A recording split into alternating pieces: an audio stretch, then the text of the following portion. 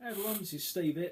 So today I'm going to be talking to you about a method of finding the notes all over the fretboard. This was something I mentioned very briefly in my previous video that I did about complex chords, and I talked about how important it really is to learn the notes all over the fretboard, because it's just going to help you out so much in every aspect of your playing, whether it's chords, scales, arpeggios, improvisation, anything you can think of.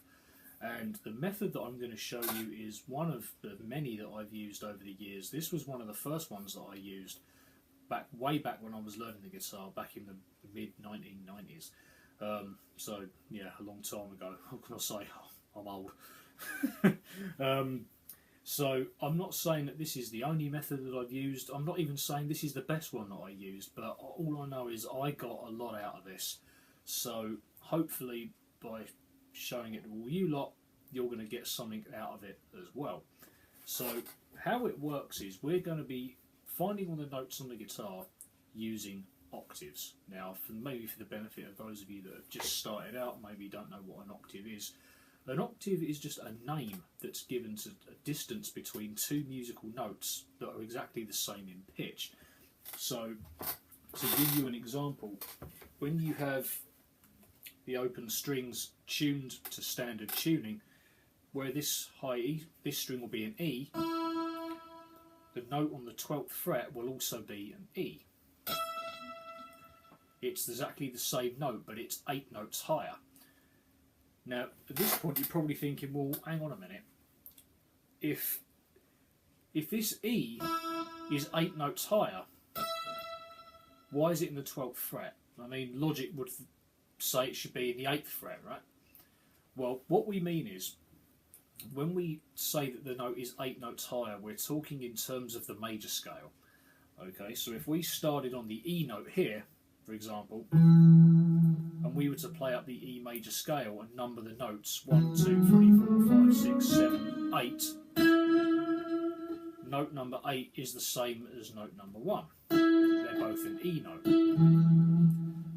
And that distance is known as an octave. But we're only talking about the major scale here. Now, there are 12 musical notes that exist. A major scale only uses 7 of them. So inside every octave, if you were to look at a piano or a keyboard, you're going to see 7 white keys and 5 black keys. 7 plus 5 equals 12, which is why the octave of the open strings is in the 12th fret. Now, if your guitar, like this one, has 24 frets on it, the 24th fret would be the next octave up from that, etc., etc. But that's the open strings covered. But what about fretted notes? How do we use octaves to find fretted notes? The first thing that you've really got to get down and really know, like the back of your hand, see if you want to use this method, are the notes on the E and A string. And when I used to practice doing notes, I would always start from the open string, work up the string this way, using all the notes as sharp, so E, F, F sharp, G, G sharp, etc., etc.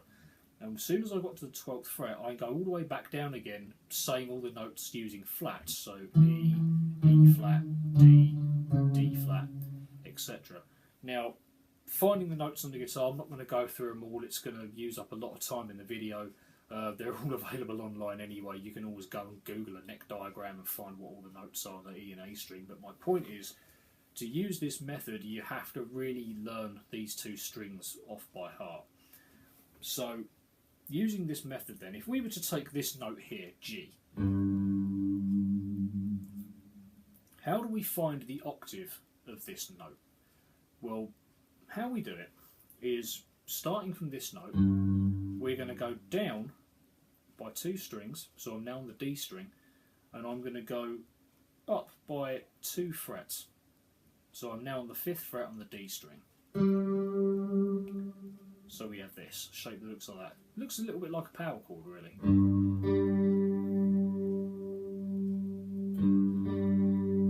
So this pattern, or this shape, however you want to think of it, for the low E string is universal right across the fretboard.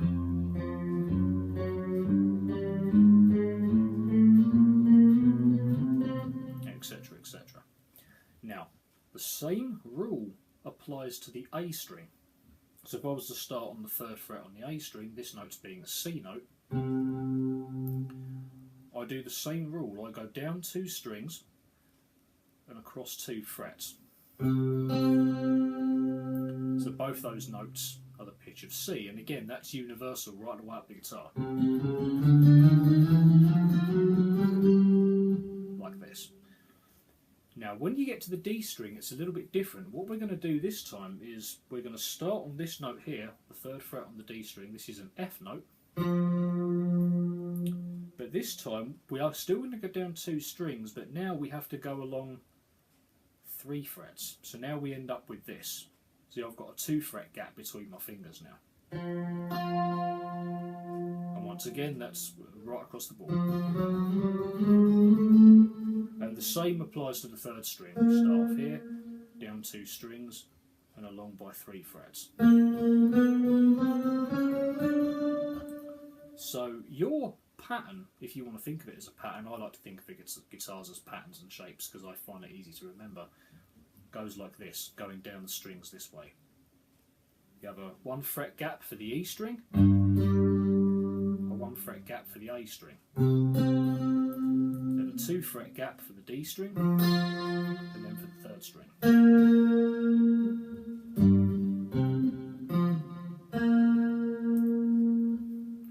So now we know that we've established that, then these shapes go right across the fretboard.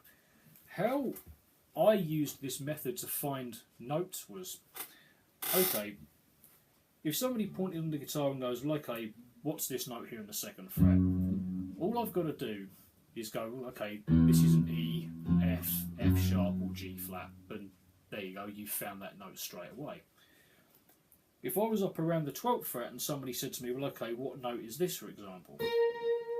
I'd think, well, I'd be thinking, okay, this is the B string, I know that.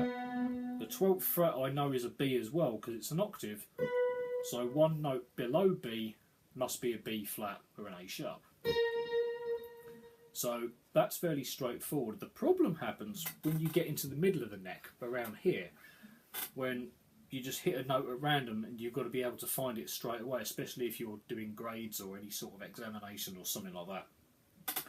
So, you know, if you were to put a time on it, okay, I want you to find this note. 3, 2, 1, go. No, sorry, you missed it. Okay, that was an E flat, by the way, just so you know. So, how does this octave method help me? Well, if I'm smack bang in the middle of the neck here on this note, well, I can go and find either the highest or lowest octave of that note, and I've only ever got to count up either from the nut or back from the 12th fret by a distance of 4 frets, and I can find anything I want on the guitar. So if I think, well, okay, I'm on this note here, I'm going to go and find the note that's an octave lower. So this time I'm just going to reverse what I did earlier. I'm going to go down 2 frets and I'm going to go up 2 strings. So I'm on this pattern here. But that hasn't helped me at all because that note is still in the middle of the guitar, and if I wanted to find that note on the A string and I didn't know my notes, I'd have to be going A sharp, then you'd be there forever. Okay, so let's go from here and go and find the higher octave on the guitar, which is going to be down 2 and along 3 because I started on the 3rd string. So now I have this. So up here on the top E, I know that string is an E. I know the 12th fret is an E. So 1 note back from that is an E flat. So therefore this note must be an E flat as well. Okay, let me do another one for you. So, okay, so I want to find which note. Let me pick a note out at random. I want to find this note here. Now, I can't go and find the higher octave of this note because I need to go down 2 strings. Well, I haven't got 2 strings left, I've only got 1. So I'm going to have to go lower. So I'm going to go back by 3 frets and I'm going to go up by 2 strings. So I'm here. Now I could just count 4 frets up on the D string and find that note and that would be fine. But remember, we're trying to do this as quick as possible. We're trying to count up from either from the first fret or from the 12th fret the least possible amount of frets in order for you to find a note very, very quickly. So let's go and find the lower octave again because we can. So we're going to go back by 2 frets and up by 2 strings. E, F, F sharp. So therefore this note is also an F sharp. So if somebody were to point at that note and I had a split second to find it, what goes on in my head is, okay, find this note here. I go there, F sharp. There, that doesn't help me there, F sharp. I can do it, boom. That's just how this method works for me. If I'm all the way up here on this note and I want to find what that is, I just go, well, okay, I don't need to do this anymore. I'm on the B string. I know the 12th fret is a B. One back from B is B flat. So I don't need to do that. Okay? That's how this method works. So, and the reason that I came up with this is because, you know, when I was learning guitar first off, I was learning a lot of like the early heavy metal stuff, primarily Iron Maiden things, which is all going to be, you know, 5th chords and all that stuff.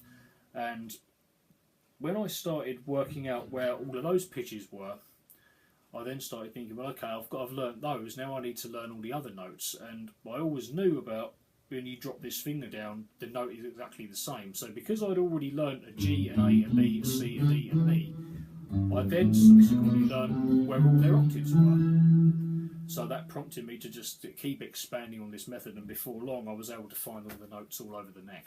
So there you go. Alright people, we're going to leave that there. I do hope that you've got something out of this and that you've enjoyed it. If you have, please like and subscribe to my channel. There's going to be several more videos that I'm going to be doing for you relating to guitar playing. Any requests you've got, please let me know. And thanks for watching, and I'll see you again soon. Right, take care. Bye.